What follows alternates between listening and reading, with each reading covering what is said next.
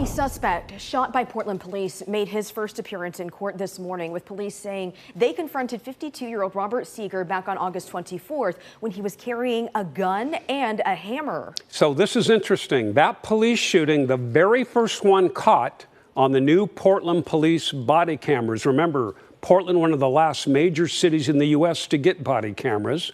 And today, the police chief released some of that body cam video for the first time since officers started wearing the cameras back in June. Lisa Balick at that news conference where the video was first presented there. What was the reaction, Lisa?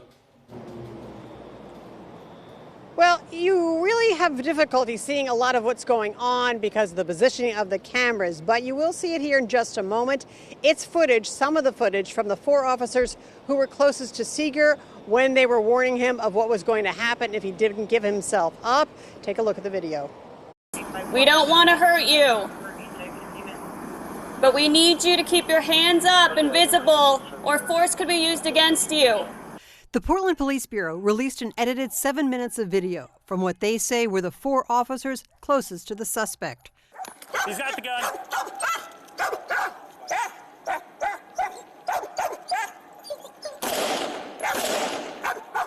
An officer fired 1 non-lethal round. Seeger kept moving, not obeying officer commands. Then a second officer fired 3 lethal shots, at least 1 injuring Seeger, who still did not give himself up and retreated to a nearby apartment. A canine was used to take him into custody with non-life-threatening injuries. The video does not show Seeger pointing a gun at officers. Body cam video often interrupted by officers' arm movements, guns, positioning by vehicles.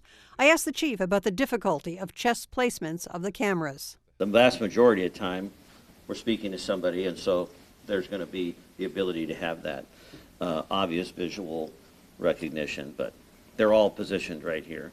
Based on this, is there any changes you're going to make in terms of where those cameras are or anything else, any other changes? I don't anticipate it at this time, but as I said at the beginning, we're brand new into this rollout, and we're constantly evaluating what's going on around the country.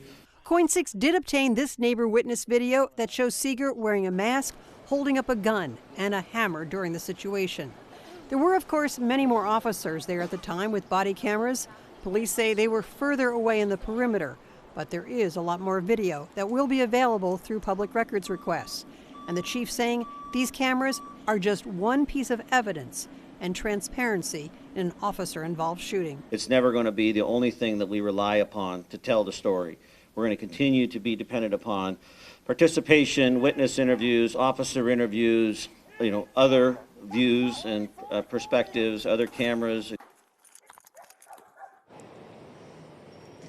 And Portland, by the way, one of the last major cities to finally get body cameras, and the chief tells us training's still underway for some officers. He expects that to be completed by the end of this month. Live in downtown Portland, Lisa Balick, KOIN 6 News.